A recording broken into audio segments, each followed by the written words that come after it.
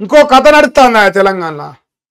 రేవంతు వెలుగు, రేవంతుకే వెలుగు, తెలంగాణకు వెలుగు కాదు. ఇగో వేటు తప్పినట్టేనా అని వెలిగిస్తాడు రేవంత్ వెలుగు. అబ్బో వెలిగిస్తాడు అంటే ఇట్లా రాస్తే ప్రజలు చుతగాలు అవుతారు అనుకుంటున్నావా వివేక్ వెంకటస్వామి?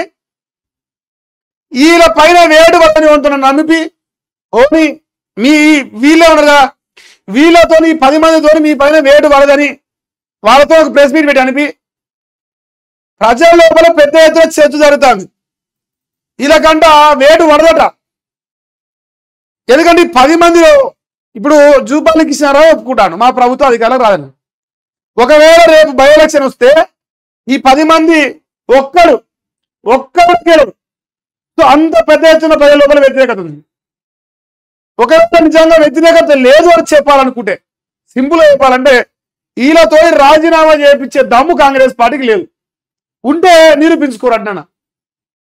సుప్రీంకోర్టు వేటు వేసిందాక వెయిట్ చేయకుండా దమ్ముంటే మీరు నిర్ణయం తీసుకోవాలి స్పీకర్ గారు అయినా సరే.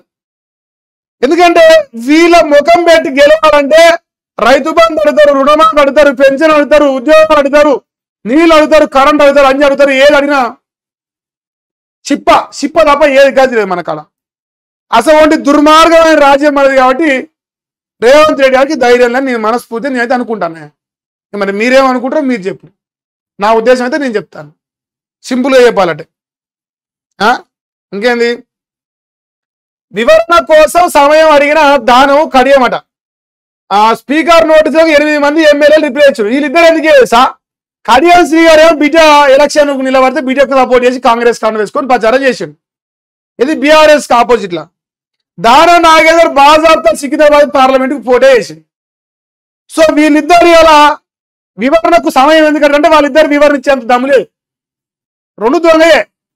ఇప్పుడు ఇంట్లో దొంగ కోట్లు ఉంటాయి, ఐఏఎస్ఐ దొంగతనంగా ఉపుతా ఉంటాయి. ఈ దొంగ కోట మరి 2. ఇప్పుడు ఆ దొంగ కోట్లు సమాధానం చెప్పే ధైర్యం లేదు.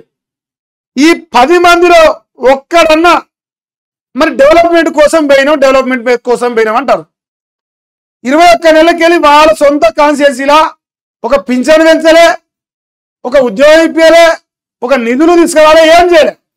కానీ మేమందరం డెవలప్మెంట్ కోసం పోయినాం బీఆర్ఎస్ కని చెప్పి కాంగ్రెస్ కని చెప్పారు. ఉన్నోరికి ఆఖరి కాంగ్రెస్ పార్టీకి వెళ్ళిన 65 మందికే దిక్కులేదు. మా స్థానిక ఎమ్మెల్యే రాజగోపాల్ రెడ్డి గారు ఓపెన్ చెప్పిండు, అరే మాకు డెవలప్మెంట్ ఫండ్స్ ఇస్తలేవా, ఫండ్స్ వస్తారా మరి ఊర్లోకి పోయి ఏం చెప్పండి ఆయన అడిగింది. వాళ్ళ కాంగ్రెస్ పార్టీలో అంతో ఇంత ఇన్ఫ్లుయెన్స్ ఉండి దొరలెక్క ఉన్న రాజగోపాల్ రెడ్డి అనే వ్యక్తికే పసినప్పుడు వీళ్ళు దొంగదారులు వచ్చిన దొంగలు వీళ్ళు బీఆర్ నుంచి కాంగ్రెస్ దుంకిరు. ఈ దొంగలకి ఎవరు నిధులు ఇచ్చిండు, ఒలిచి ఇచ్చిండు, ఏమనుకున్నాయండి దొంగ ముఠ? కేసీఆర్ లెక్క ఒకనాడు టీడీపీలోకి వెళ్ళి కాంగ్రెస్లోకి వెళ్ళి దుంకగానే మంత్రి పదవులు ఇచ్చిండు కేసీఆర్. అందుకంటే పెద్ద మంత్రి పదవులు తను ముడిసిరు. రెండు వందలు తీరుతారు. ఇప్పుడు వాళ్ళు సుప్రీంకోర్టు పోయి 2 వందలు తీరుతారు. పక్కున వలిగిపోతాను ఒక్కొక్కరికి. ఇక మంత్రి పదవి దేవుడు అడుగు ఎమ్మెల్యే పోతాడు. నువ్వు ఉన్నది ఉంచుకున్నది పోయింది, ఉన్నది కూడా పోతుంది లాస్ట్కి. వేటు వస్తున్నా. ఇది ఒక కొత్త డ్రామా. అంతా మా వైపు ఏడ ఉంది మరి మీ వైపు? మీకు దమ్ముంటే మునగాలేదు రాజీనామా చేయొచ్చు కదా. దద్దమ్మలు రాజీనామా చేస్తలేరు. ఇప్పుడు మిగతా వాళ్ళంతా టెక్నికల్ గా బీఆర్ఎస్ లోనే అట. నమ్ముతారా? నాకేమో మంచిగా వస్తుంది. ఈ పొద్దుగా కూడా చెప్పిన. ఇప్పుడు 10 మందిలో మొగని వేసుకొని పుస్తకట్టుకురు. 10 మందిలో మొగని వేసుకొని ఒక పుస్తకట్టుకుంది. కట్టుకున్నాక 6 నెలలకో సంవత్సరానికి విడాకులు ఇచ్చింది. విడాకులు ఇచ్చి మళ్ళీ కొత్త ఆయన చేసుకుంది. ఆయన పుస్తకం కట్టిండు. ఇప్పుడు సంవత్సరం ఆయనతో అని చెప్తాంది. మన నామేమో ఈ పసి చేసుకున్నాను నామో అంటే ఆయన విడాకులు ఇచ్చింది మర్చిపోయిరా? బీఆర్ఎస్ పార్టీ ఓనికి వద్దనే కదా మీరు అలా తెచ్చింది. ఆయన భార్య బాగునని వస్తామని పోయారు కదా. ఆయన ఏం చేసినప్పుడు గాజుగుడ్లు వీకిచ్చింది లాస్ట్కి. ఈయన వీకిచ్చింది లేదు, ఆయన పొడిచిచ్చింది లేదు. తద్వారా జనాలందరూ మరి ఇవన్నీ చూసి చెమ్మ చెక్క చెమలేసి మొగ్గ అని బాధపడతారు. రేవంత్ అని నమ్ముకుంటే బూడిదలో పడతారని గమనించుకోరు. ఇక ఎవడన్నా మళ్ళీ దుంకాలనుకుంటే దుంకే దమ్మోనికి లేకపోవచ్చులే. కానీ ఒకవేళ ఎవరైనా దుంకాలనుకుంటే ఇంకో ఈలకు పట్టిన గతి మీకు పడుతుంది.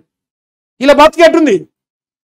అటు దుంకలేరు ఇటు దుంకలేరు, నడవంతాడ మునుగుతారు. ఇప్పుడు సిగ్గులేక అయ్యో మీరు టెక్నికల్గా బీఆర్ఎస్ఏ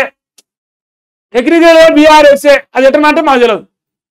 ఏమినా మరి కండవాలు కప్పుకున్నా దేవుని కండవాళ్ళు, దేవుని కండవాలట సిగ్గిలేకపోయా. కాంగ్రెస్ పార్టీ దేవుని కండవానా? ఇంకెన్నో రాహుల్ గాంధీ దేవుడు అని చెప్పండి. ఇక మీరు అర్థం ఇంకా అడిగే రాహుల్ గాంధీ దేవుడు మా దేవుడే క్రియేట్ చేసిన కండవా, మా నాయనమ్మలు వాళ్ళ తాతలు వాళ్ళ ముతాతలు అందరు దేవుళ్ళే, మా పార్టీ దేవుళ్ళ పార్టీ అంటే మేము ఎదురుకదద్దు నాయన. ఇది మీ యొక్క లెక్క. ఇంకేందా ఇక బీఆర్ఎస్ తరఫున పిఎస్సి చైర్మన్ గా ఉన్న అరికెపూడి అట అంతవరకు రాసుకోవచ్చు. పార్టీ మారేట్టు ఆరోపణలు ఎదుర్కొంటున్న 10 మంది ఎమ్మెల్యేలు వేటు నుంచి తప్పించినట్టేనా అది హాట్ టాపిక్ గా మారిందట. మన్ను కూడా లేదు హాట్ టాపిక్. నేను రాసిస్తానే 100 రూపాయలు పెట్టేసుకున్నా, అక్కడ పైసలు ఎక్కువ లేవు, మందిని ముంచే మధ్య లెక్క. 100 రూపాయలు పెట్టేసుకున్నా, ఇలా ఎవరు కూడా ముందరవాడు లేదంటే పెట్టుకురాడు అయితే చెప్పరు. నాకు నేను ఛాలెంజ్ చేస్తాను. ఈ 10 మందిలో 10కి 10 మంది వేటు పడుతుంది, 10కి 10 మంది బై ఎలక్షన్ వస్తే పోటీ అవుతారు, ఒక్క నాకు కూడా గెలవు. ఇది మీరు రాసి పెట్టుకోరు. టిఆర్ఎస్ పార్టీ కారు గుర్తు సింబల్ లేకపోతే వీళ్ళు ఎవరు దేకపో వీళ్ళని సింపుల్ చెప్తాను. కేసీఆర్ బొమ్మ చూసి ఓటేసి వీళ్ళకి ఈరేదో పికుడు మోగోలు అయితే ఓటేలే. చూద్దాం వేటు పడుతుందా పడదా. వివేక్ వెంకటస్వామి గారి వెలిగిస్తాను కదా, వివేకము వెలిగిస్తాను. సో వివేక్ వెంకటస్వామి గారు చెప్పినట్టు ఉంటుందా, నేను చెప్పినట్టు ఉంటుందా, మరి భవిష్యత్తులో డిసైడ్ చేద్దాం. సింపుల్గా చెప్తాను. సిగ్గి శరం లేకనట మేము వాయిదా ఇస్తాము అయిపోయింది ఇవాళ ఓరు అని చెప్పేసి రాస్తారు. మరి గమనించుకోవాలి మీరు. అదొక వార్తనే.